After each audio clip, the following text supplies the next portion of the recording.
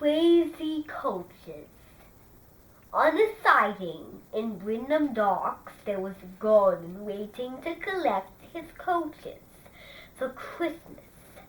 And he was not looking forward to it because he knew the coaches would be full of people who were being crazy inside of the wonderful little coaches he uses. Gordon was shopping around the line to collect his coaches at the nearby station, Wellsworth. And he collected 2 coaches. One of them was green and one of them was blue. He set off, but as he went through the dark, he heard some strange noises.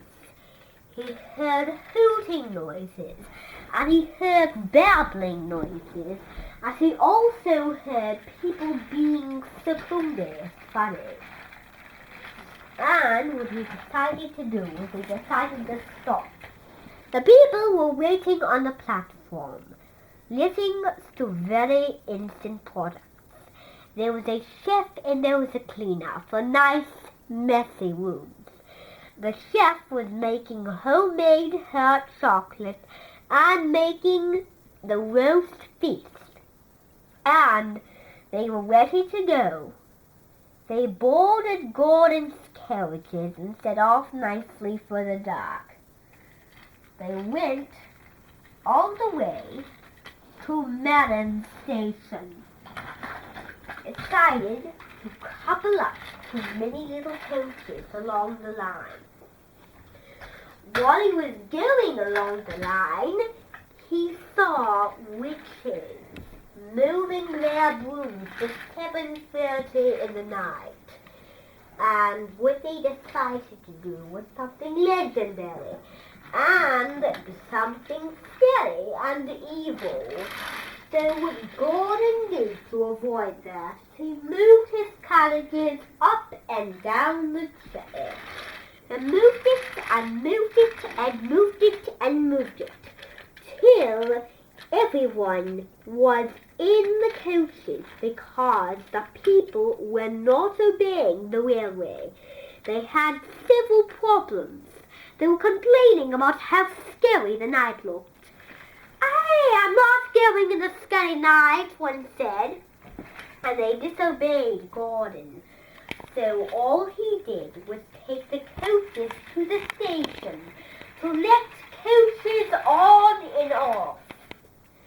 But as the people walked in, they screamed and they yelled and they hollered a very loud sound. And what Gordon did to ignore that, he tried very hard to ignore that, but the coaches were having too much time. And what he did was he came to the end and he bumped his coaches right off the track. Luckily, no one was hurt, but Gordon was fell over by cylinders of the Black Lagoon. And he looked around and there were strange shadows along the track. And what he decided to do was he decided to just rest there. Luckily, Timothy was on his way to go to the wonderful misty crossing. And he went along the molten roads of Alsmere. Of little scary nights will not amuse him. So all he did was go along the track in the night and then see how much things he could produce to his wonderful little cabin. He went to Gordon and he said to him, "Are you all right?" "Well, I just fell over and I cannot move. My wheels are stuck." But he helped Gordon by putting him back onto the track. And he was safe as a cricket. So he pushed him all the way to the entrance of his new coaches. His coaches got coupled up to Timothy and Gordon and they set off for the night. But as the night went on, the night came misty and foggy, to come with millions of little burglars, of sights to become. And all they did was try to ignore the sound of people's voices and hot cocoa they would be drinking in the coaches. And all he did was he pushed his way out of the dark and came in to the morning. As soon as he turned the corner, the morning rose up ahead. His coaches decided to biff clashes. Biff back, the coaches went, and the people were cheering and shouting and making so much noise that they forgot about being quiet. Silence! Yelled Gordon. He is not impressed. Gordon gave the coach people consequences, and he gave his new coaches consequences as well as his own set. And all he did to avoid that was he hooted loudly in the dark and scared up everybody.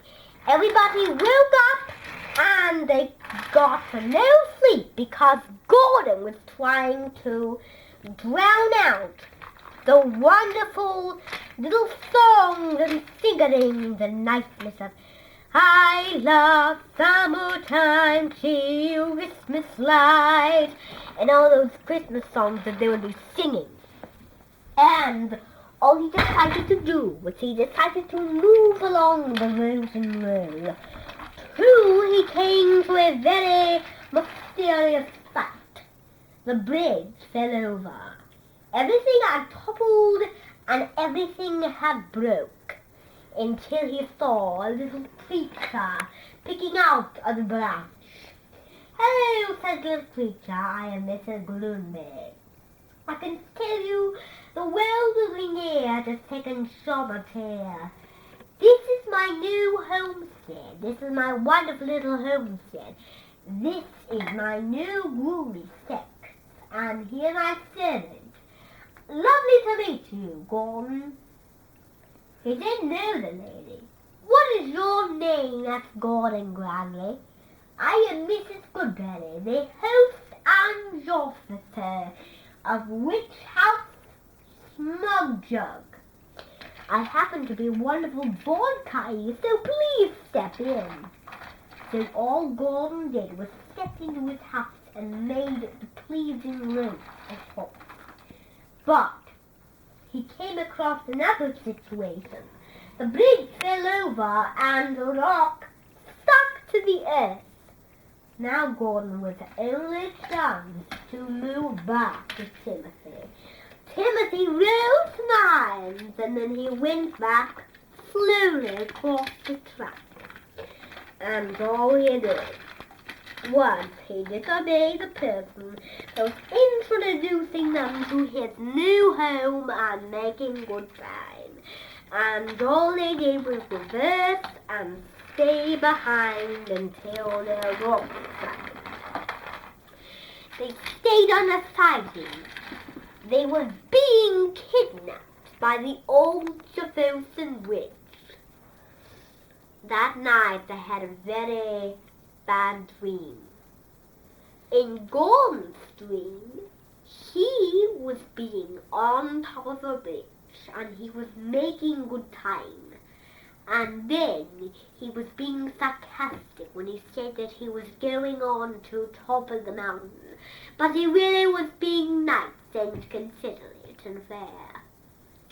He was on top of a mountain range and the volcano interrupted incessantly. When he woke up, he knew he was fine. He knew he was safe and sound. Then Timothy and Gordon set off with the coaches behind. Then, as the night went further, the wonderful sound of the lights came across the island. But they went to the undamaged bridge. There were two people trying to hit two of the famous Mortons were helping to remove the damaged bridge. They sorted out and they hold their muscle to move all the large blocks aside. Thank you very much, Gordon said to the two people. And they set off.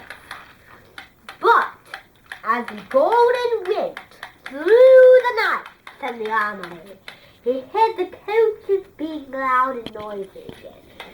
They were having tea, they were singing songs. We have a chocolate, we love it so much. And they were singing songs as over and over again. And Gordon bit back his horses and all the cocoa and Angel cider. And Winter cider fell down and crashed to the bottom. And all the cider leaked into the ground and to be never found again. The people cried. Gordon liked it better when they were not crying. And now they realized that they cried, but they cried a very faint cry. And the people went out and they went home. They went in their pillows to the end of night. And they slept very good, but Gordon was still unfortunately nice to them. And Gordon went home without any resort. He went home and set his fire down with the salt in it. And what he did was stay nice and to cool it.